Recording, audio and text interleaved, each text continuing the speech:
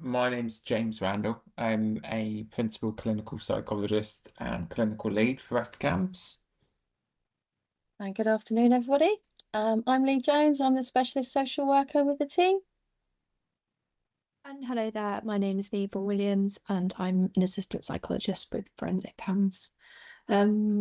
What we do like to say at the start of our presentations, we do cover subjects that might be distressing. We all have our own experiences, personal and professional, and we're aware that what we might be discussing might evoke some strong emotions. So we do ask you, please do look after yourselves during and after our session today.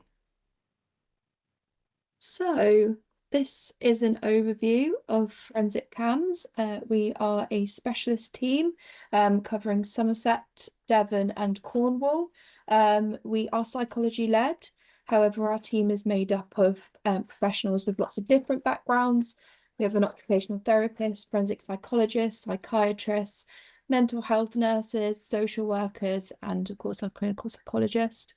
And we provide consultation, advice and specialist assessments, working mainly with professionals. And our aim is to have a shared risk, understanding of risk behaviours and to provide advice to professionals supporting a young person that has been referred to Forensic CAMHS.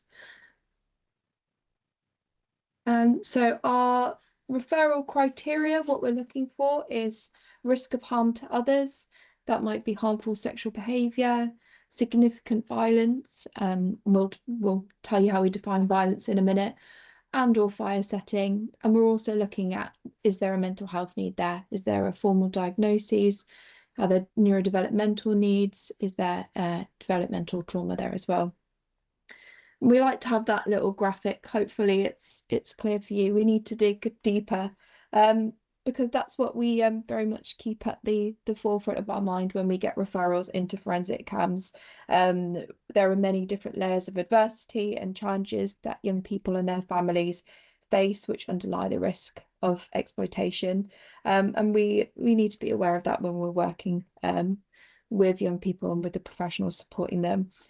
In our referrals, we do try to keep track of the referral data and what we're seeing, and we do see high rates of developmental trauma, neglect, abuse, care experiences, high rates of adversity, social deprivation, educational instability, racism, neurodiversity, ADHD and autism diagnosis. Sometimes they're confirmed, sometimes they're suspected, and that again contributes to our formulation. And we see that there can be many multiple agencies involved, and also changes in professionals that have been involved in these young people's lives. We see that they've had many people involved in trying to support them. So that is who we are and what we do. And I guess one of the key things that we start to think about when we get a lot of information about a young person is what have they experienced in their lives already. When considering vulnerabilities, we see many people referred to us that have experienced one or more adverse childhood experiences, ACEs, that will be making them potentially more vulnerable. So here on the screen are the ACEs listed there. In our formulations, we also consider the sort of wider family system, the young people that are referred to us, how their parents might have been parented, their experiences of childhood, and how that in turn is impacting how they are parenting. We can collect quite a lot of information, and we look for patterns and things that might be influencing the behaviour that we're seeing. Because when we're talking about sort of violence, we are thinking what need is that communicating?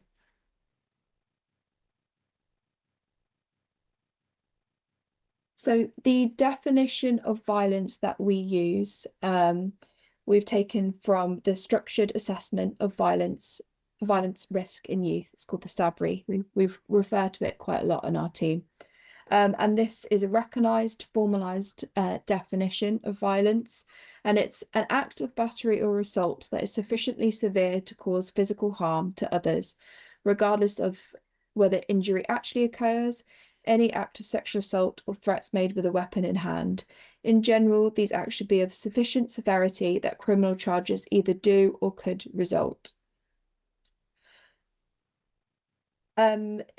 We do try to sort of distinguish between, is this aggression or is this violence? And we also think about, okay, if they are displaying aggressive or violent behaviour, what is the risk? Defining risk as a threat or hazard that is incompletely understood and therefore can only be forecast with uncertainty.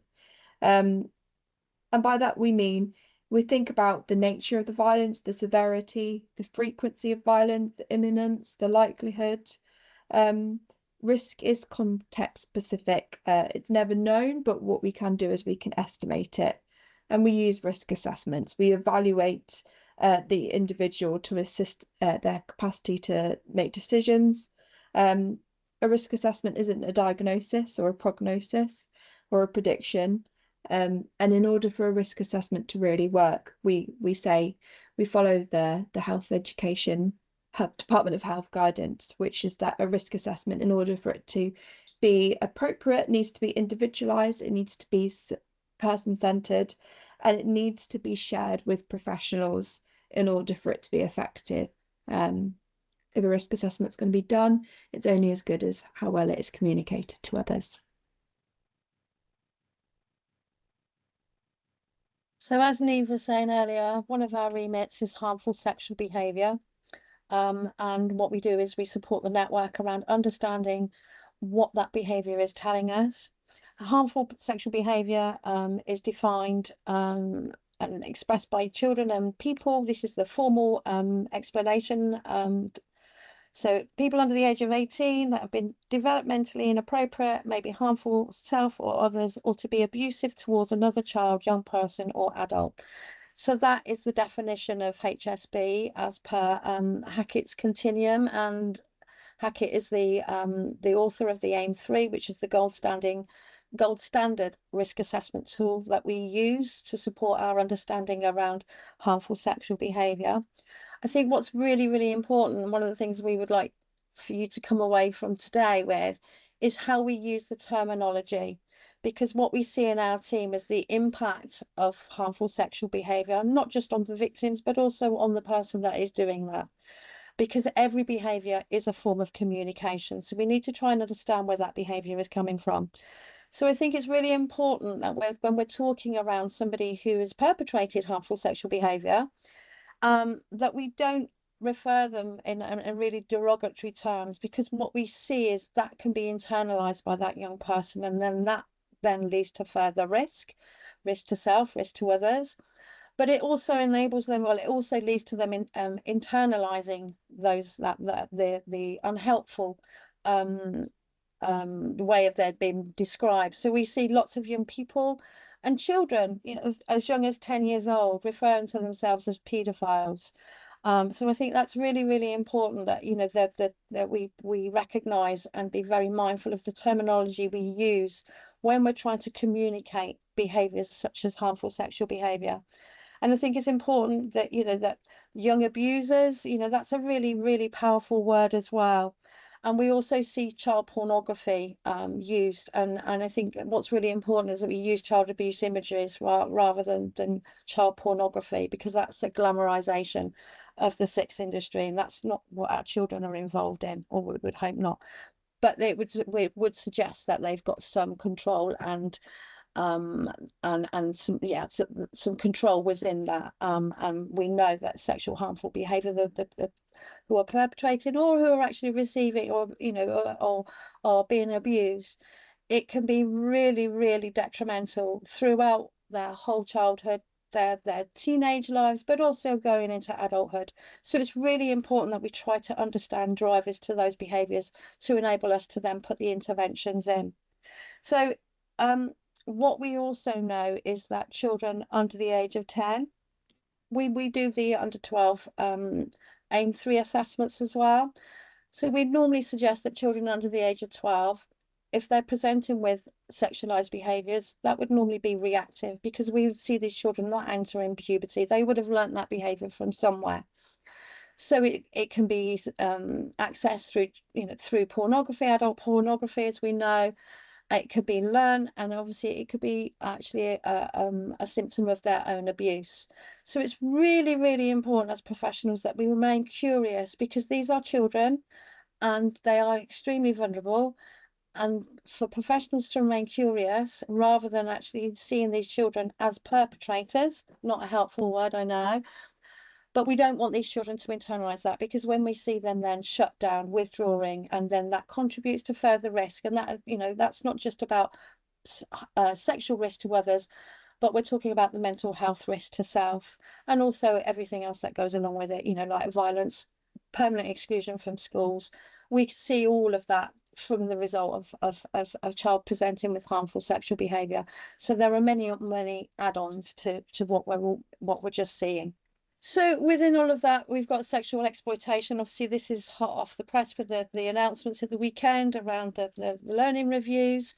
So I think it's really important, and obviously what Steve saying earlier around exploitation, it's really important that we remain curious, because some of those behaviours could also be a result of them being sexually exploited, boys and girls, but also around the violence as well. We see a lot of children that have been exploited, and then suddenly they start to present with increased violence to others. We know that the vulnerabilities within children, as Neve was saying earlier, can lead to exploitation. A lack of protective factors, many vulnerabilities, lots of trauma, neurodivergence, lots and lots of vulnerabilities, but that actually can contribute to risk to others and risk to self. And we see many of our children with both that are referred to our service. So it's really important, as I said earlier, it's not just about seeing that child as the person who is committing the violence, but also seeing them within their own vulnerabilities. Really some of our kind of reflections here. I think, as Lee and Neve have kind of alluded to, really, that there's multiple layers in that violence, aggression, or sexualized kind of behaviors will be in a very particular context and time for young people, and that these might develop for a whole range of different needs, which maybe pose risks to others, but actually represent also a perhaps historical, present, or future risks to themselves as well, and that real risk of being targeted in the context of exploitation, for example, like Lee was saying. Well, here can really see some of the words we're gathering together as well as exploitation, neglect, seem to be key words that people are highlighting, isolation. We, as a team, will frequently reflect on aspects of vulnerability that may help us understand a profile of strengths and risks. Will include consideration around neurodiversity. We've got children in care, so those outside of the birth family context. We might consider additional specialist educational needs or other medical disabilities. Consideration around relational context. I see the words here, push and pull factors. I'm imagining that can probably relate to many different experiences for a young person. We've got a chaotic home life. Would be interested in consider concepts around engagement with education and experiences of education that may lead to prospects and hopes for the road ahead as well. And so these are all many different aspects that we would like to essentially zoom into with the people, maybe that's professionals we work with or the young people themselves, to try and understand and develop new ways of kind of managing risk as well, that hold in mind that both and there's a risk perhaps to and from, but there's also vulnerabilities as well.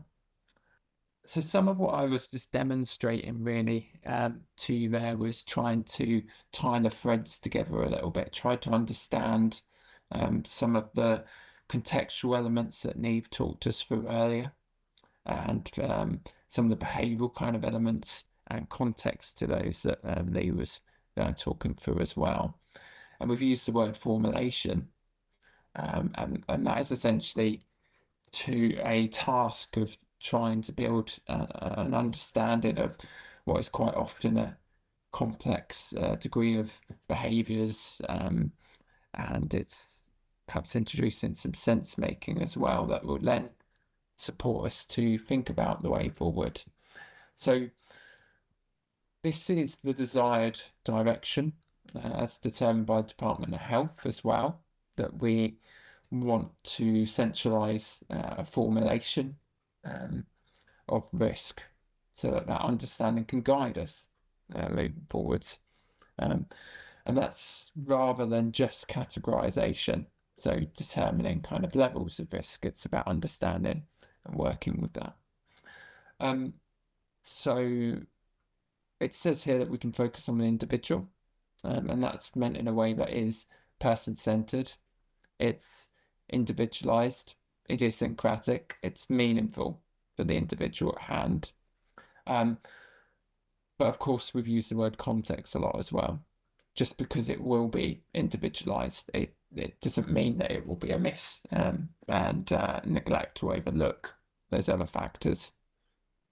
So we want to understand the function of behaviour that perhaps is underneath that presenting kind of behaviour of concern. And we can use a range of tools, some mentioned already, like the AIM-3.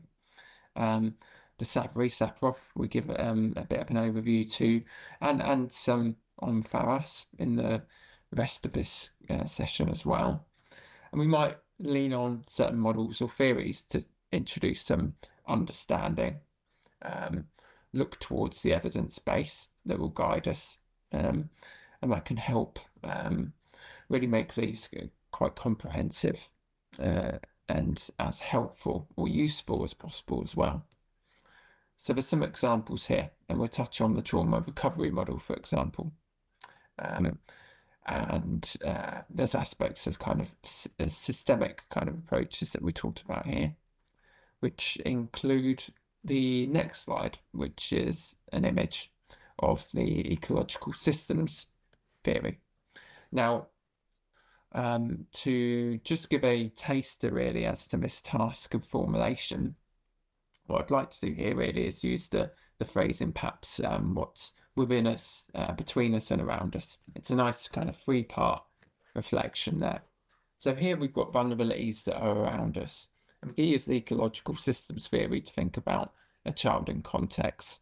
And the rest of the week, as described by Steve earlier, made reference to the SYNROF plans, risks outside of the home. And that's a really good example of services' attempts to address them and cater to contextual safeguarding, thinking about those risks perhaps for peer groups, such as in criminal exploitation, for example. This, of course, is a model that isn't targeting just risk. So within this is a resource as well that can help to think where are those strong relationships for a young person who, where are the avenues for perhaps overcoming and managing these risks in a different way. Lee talked around narratives as well and the importance of that earlier. I think holding in mind the ecological systems kind of theory, we can think of that on multiple layers. So in the individual level, we can think the phrase, see a child differently, you see a different child. And that really is quite powerful in that example Lee gave in the harmful sexualized behavior context. But we can also think more on a societal level and the discourses we may have, and thinking around different aspects, say, of, I heard the phrase earlier, toxic masculinity, or maybe we talk about traditional masculinity. There's these different kind of scripts that might come, and what does that mean for the young people in question, and what potentials are available for them thereafter. So that was some reflections on this idea of the vulnerabilities around us. I've got here Erikson's stages of psychosocial development as a nice, what I see as an example of perhaps the vulnerabilities between us as well. And this nicely introduces some systemic kind of thinking when we think around risks and vulnerabilities as well, because those risks and vulnerabilities are going to look very different at different points in people's lives. So a very clear example for this would be in adolescence, which is the lower kind of blue coloured stage there, with underlying need for fidelity, but beyond that, I guess the dilemma faced during this time, as pitched by Erickson, is this idea of identity versus role diffusion. So a period of time for young people where they are searching and experimenting, exploring with the idea of identity and who they are in and of themselves. And so by considering that life stage, we can then hold in mind, well, what is this young person's needs and drives within this period of their life, but also what are the safeguards and kind of thresholds of risk that we want to be mindful of, to not prohibit young people, but support that development, but also be mindful and consider those risks as well. Other examples, just while we're here, I suppose, we don't have to use Erickson's stages of psychosocial development. We can just think about different life stages as well. Whether we have a young person who's pregnant with pending adulthood, for example, that's a big shift in someone's life, their identity, and the responsibilities to carry. Our early years, so before the age of 3, formative years of development, are quite essential to our understanding of individuals' potential of growth, and also some of the risks that unfold there. And for our client group, often we may see challenges unfold or needs become more obvious during transitions throughout the school years or into adulthood. Example being perhaps into secondary school for young people who might be neurodivergent, the environments not being as supportive to their underlying needs, and so then those traits may become more evident to those around them, who really need to step in and cater and support and scaffold that young person to be at their best. And that's perhaps unmasked during those times of greater social or emotional kind of demands and changes, such as a school transition. And here, just to add that final layer of those threes I talked about, if we consider the vulnerabilities within us, there will be many, many examples here, but I'm just wanting to demonstrate the use of some theories or models to bring this to life. We can use perhaps the window of tolerance kind of ideas to think about temperaments, whereby individuals may have different stress vulnerability thresholds, whereby for one person the need for stimulation is very high, whereas for others that may just shut them down. Actually, a busy, noisy environment is too much to manage, whereas for another, a busy, noisy environment is exactly what's needed, and they can thrive and be at their best on that kind of high level context. So these are a few examples of ideas we can hold in mind, essentially with the aim of formulation, and that's that understanding of needs, understanding of vulnerabilities and stresses. So I will give a quick fire through a framework that we can use to pull these various different models and ideas together, and that's 5Ps formulation. The name will be obvious as I talk through. So we consider within this, and we use this as a service with all of our consultations to help professional groups hold in mind someone's story, their account, their needs within this as well. So we'd be looking at predisposing factors, which we might have some early life kind of vulnerabilities evident here. We might think around intergenerational experiences and stories and scripts that families hold. And we might think around kind of medical needs or individual kind of neurodivergent traits, aspects like this. We'll be thinking precipitating factors. These might be recent kind of events that have been difficult for a young person or family to face. These could be perhaps ongoing stresses or recent triggers for the escalation in vulnerability or escalation in risks for that young person. And so we would note, well, what are the presenting concerns or presenting problems as a result of these precipitating factors? So we'd need to note down, have a clear picture of symptoms or signs of distress or behaviours that challenge. This would include specifically for ourselves as well, that idea of a risk kind of profile. What are the risk behaviours at hand here that we communicated earlier on in the slides? And within formulations, we'll then be drawn into, well, what are the perpetuating factors? What are the maintenance factors here? What keeps the difficulties alive and going? That may be certain coping styles, certain ways of managing, such as avoidant kind of coping style. Could be, as we heard already, those vulnerabilities within. Maybe it's more of the resorting to kind of shut down in the face of kind of stresses. There could be those vulnerabilities around a young person too. So a family context of not being able to speak around emotions, for example, leading to similar patterns being internalized for young people. We also want to be holding in mind the protective factors. Well, what are the resources and strengths for this young person at hand? And that may be within us, between us and around us. So we want to be really holding in that broad reflection of strengths that will help take us forward with this, really, so we can build a plan. I think you'll find it very, very helpful in organising where those risks and where those vulnerabilities lie, and obviously the protective factors that James says that we know mitigate risk.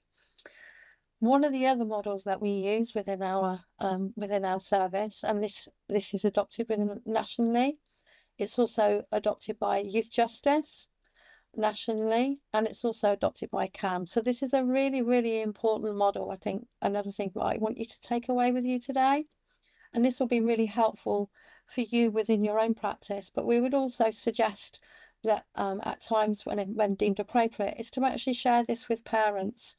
And if that young person is able to understand as well, and also that young person, because it's a really simple model, and it's very similar to Maslow's hierarchy of needs. So I would hope that you're all very familiar with that. And what we see is the triangle in the middle is the presenting behaviour, and it's a little bit blurry, but at the bottom, and this is normally our cohort of young people, when we're seeing lots of challenging behaviour and aggression, MISPers, drug use, poor sleep hygiene, nutrition, lots of inappropriate relationships, not accessing education. So really wobbly. That tells us that young person hasn't got any emotional anchoring. And that's what this model pretty much suggests, is the base layer, as with Maslow's, the base layer is the emotional anchoring. And you cannot go up and down the ladder until that layer underneath has been met. So what we see in the middle, as I said, is the presenting behaviours. And what we see is lots of professionals referring children in at the third layer of the triangle, where when we know that a child has experienced significant trauma, we go through their case files and we're really worried about what they've been through. And they're presenting with all these worrying behaviours. So we think, okay, we need a referral into CAMHS, they need therapy. But what that child needs more than anything through those behaviours, those presenting behaviours, is the anchoring, because the anchoring will help to support that child.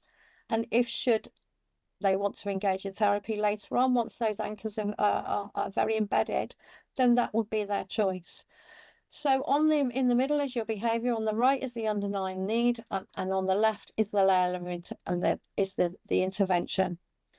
And that can be really simple. And that's why I like this model, because it's a really simple intervention tool. It's very easy to understand. And that's why I like to ask professionals to share it with parents. Ask them where do they think their child is. Ask that young person, where do they think they're presenting? And then we would suggest then that child would need the structure, the routine, the stability, the consistency from adults. School acts as that anchor. We know lots of our young people don't access education because of apparently exclusion, and that adds to the trauma. We see lots of young people referred to our service who've got neurodivergence or possible neurodivergence. And whilst this is the trauma recovery model, we know that lots of these young people have experienced trauma alongside their neurodivergence. So this also acts as that anchor, because it's also meeting autistic needs as much as it's meeting trauma needs. So this is one of our main recommendations as a team. So I'd like you to take this away. And we will put the link as well in the chat, so you can actually do some more reading around that.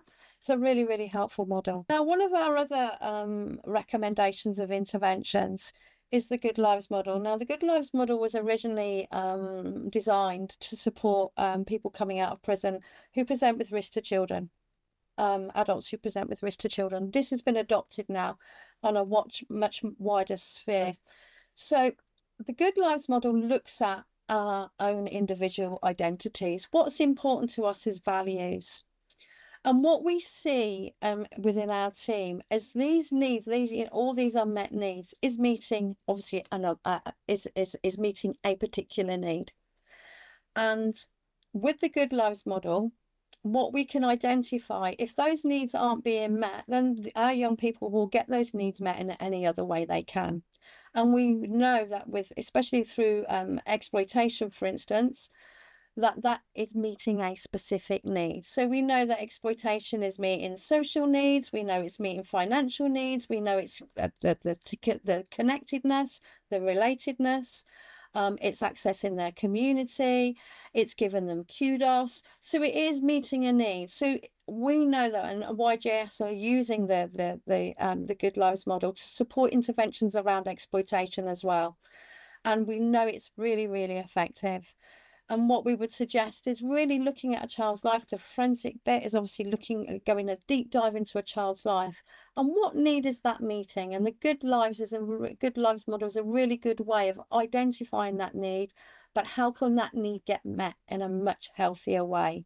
So I would like you to take this model away as well as a really good form of intervention for all aspects, really. But it helps young people to develop a really positive identity of themselves. So those young people who have developed shame through, through HSB, for instance, or through violence, we know that young people adopt that, they internalize that shame because of how they've been perceived. So this is a really good way of undermining and offsetting all of those vulnerabilities, and helping that young person develop a really positive identity of themselves, which we know mitigates risk and improves outcomes. As we touched on earlier, both James and Neve, the SYV is the structured assessment for violent risk of young people. It's a bit of a mouthful, which is why we call it the SAPROF, sorry. We've talked about the SYV. So the SAPROF is the protective factors. And as we said around the formulation, protective factors mitigate risk. So alongside the SYV we also do the SAPROF. So we run them run them alongside each other. And we know, as I said, it mitigates risk. They're all protective factors. So what we try and do is enhance those protective factors, whether it's around education, whether it's around family experiences, interventions, but all those unmet needs, if we can meet those needs and develop those strengths, we know that can actually lead to much better outcomes for our young people. And all of the young people that are referred to our service are exceptionally vulnerable. And I think that's what we see. Through the lens, the forensic lens, we see all these vulnerabilities. So how can we offset those vulnerabilities, and how can we improve those outcomes?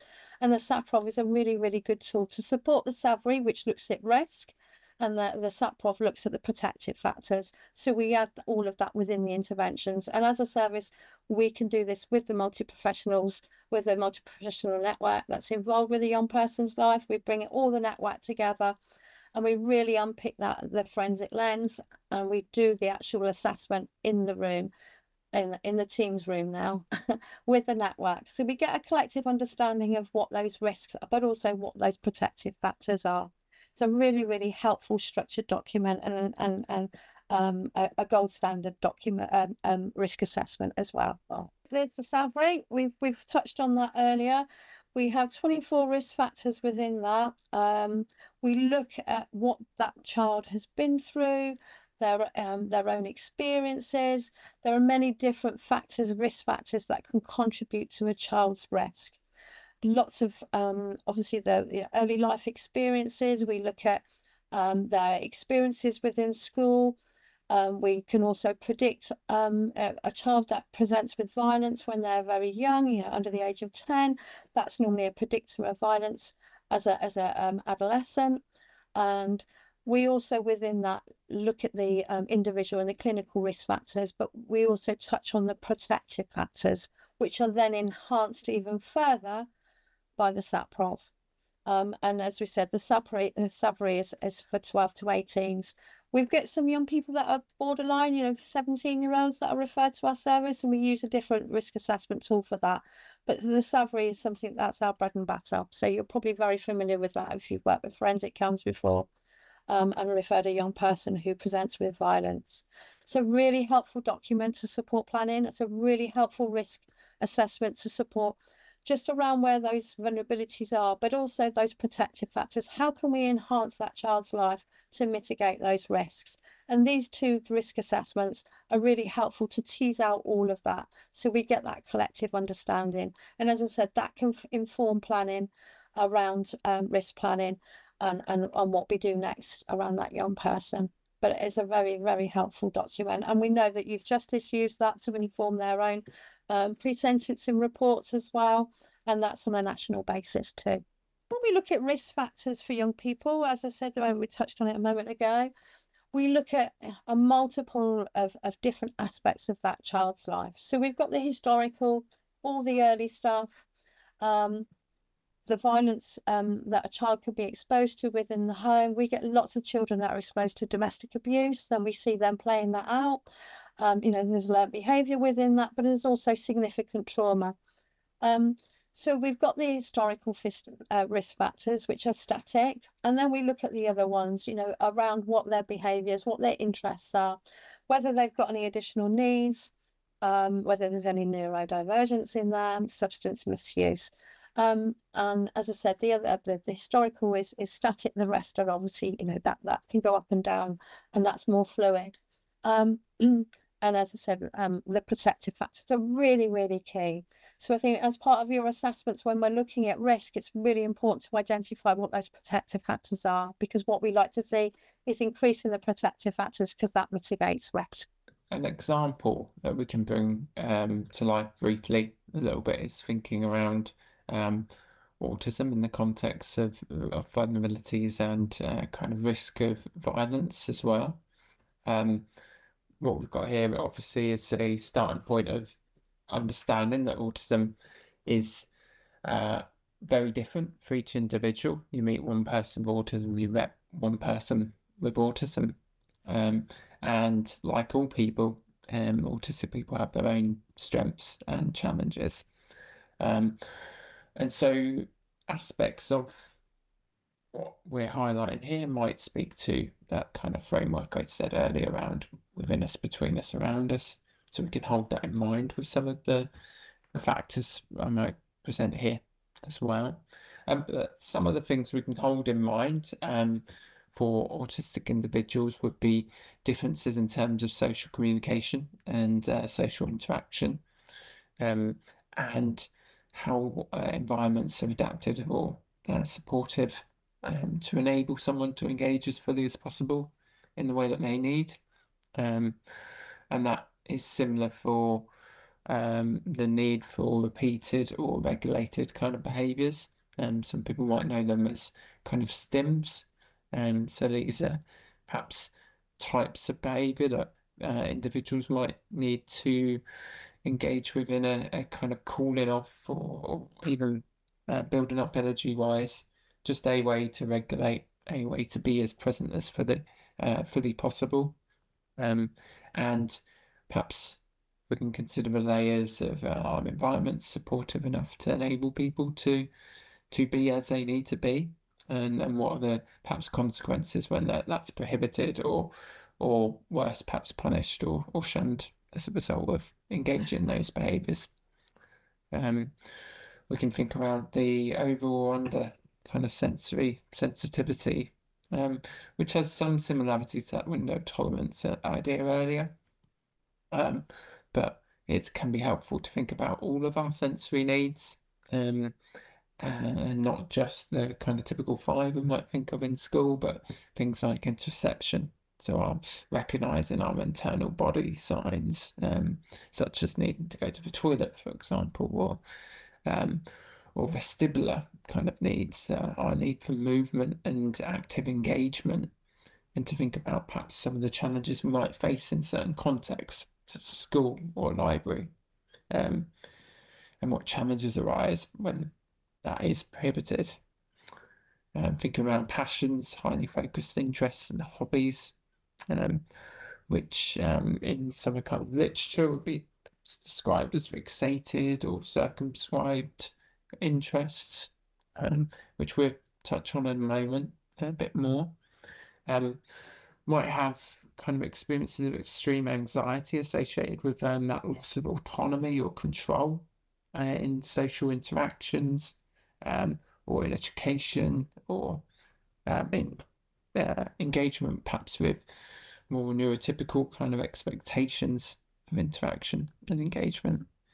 And we can think about some of the known kind of typical responses, perhaps where needs aren't met, or environments aren't supportive, where we might anticipate that we would see overwhelm, and overstimulation, or that shutdown position, burnout, kind of exhaustion, aspects like this. So this is multifaceted in terms of thinking around autism vulnerabilities and risks as well.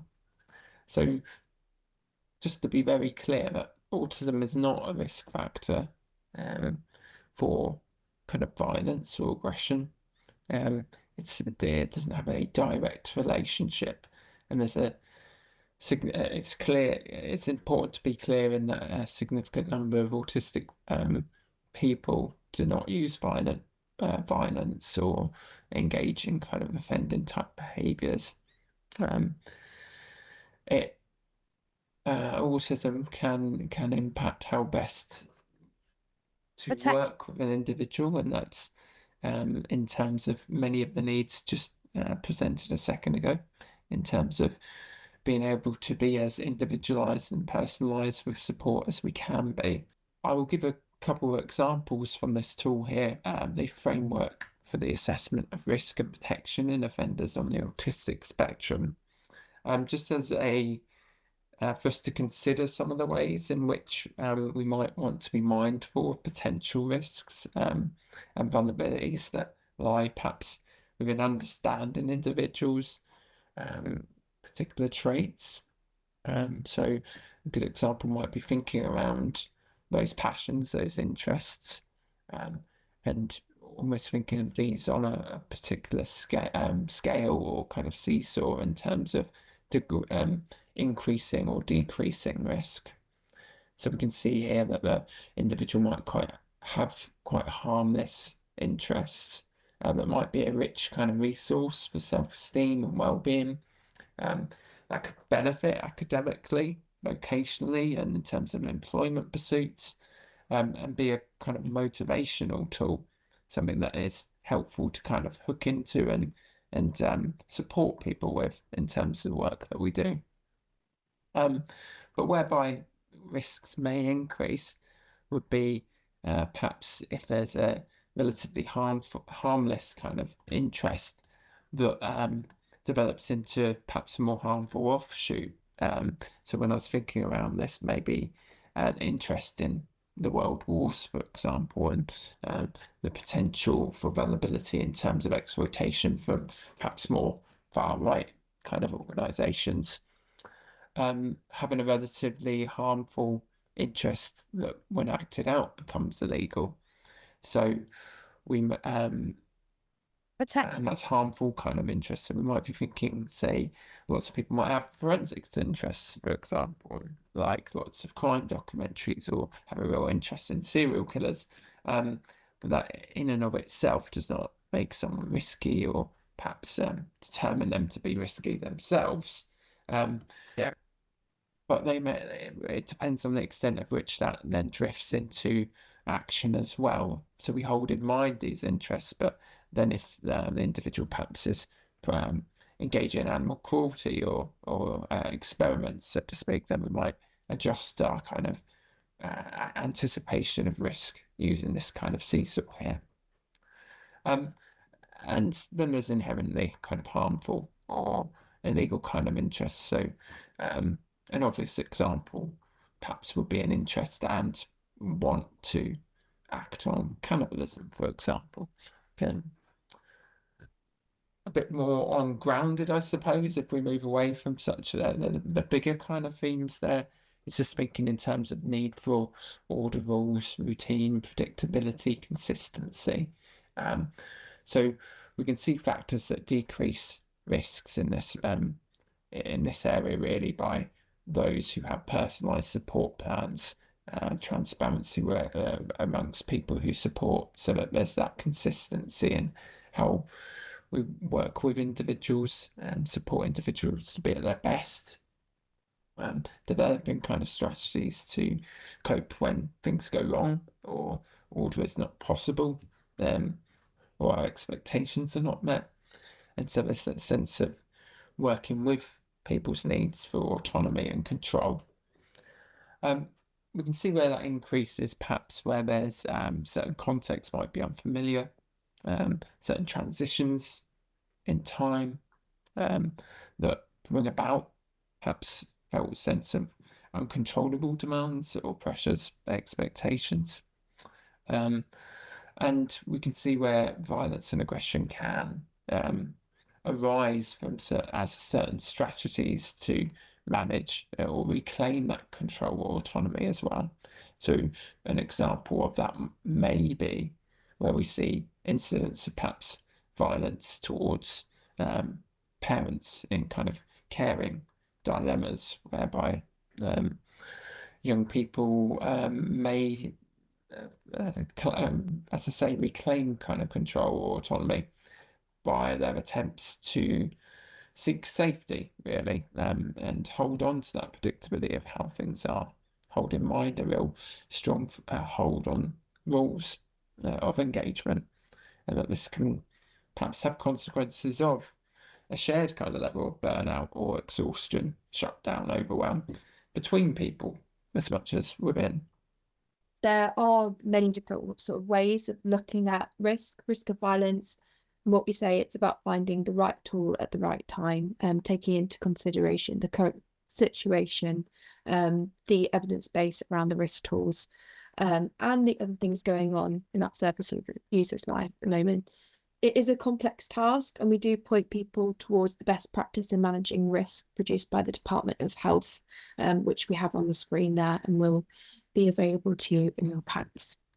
We say a lot, remain curious, and sometimes it can be hard to be sort of curious and questioning in the face of violence, but trying to understand, meet that person where they're at, what are they trying to communicate with their behaviour. As I said before, a risk management plan is only as good as the time and effort made to communicate it with others, so that would be key. And if in doubt, check out with safeguarding. We do say to consider every interaction as an intervention and think outside of the risk. Think, what are the underlying needs and vulnerability factors that are leading that person to present in the way that they are at the moment. when you're trying to understand and make a formulation, working with the other person as much as possible is key. We ask a lot in forensic CAMHS, what is their voice? What have they said to you? What have they asked for? What is their view? Again, that links back to being curious. We've talked about quite intense things today, but we do like to be positive. We do like to be hopeful at FCAMHS, and we say that building resources can just pave the way away from risks. As always, if you have any sort of people that you're wondering whether forensic CAMHS might be appropriate, please don't be afraid to drop us a line, drop us a message. We'll put our contact information in the next slide. It's much better to call us, contact us. We can do advice calls if you're kind of trying to work out whether you think a referral might be appropriate. We're always here, and we're very open to questions and having a chat if you would find that helpful. So our contact details are here. You can email us, CAMHS Forensic sw@somersetft.nhs.uk. You can give us a ring. Our website is there, and that hyperlink does take you to our referral form and eligibility criteria. And if you do have a minute, we would really love to have any feedback that you might be willing to give. Our QR code is there if you're able to scan it. Hopefully that works. Brilliant.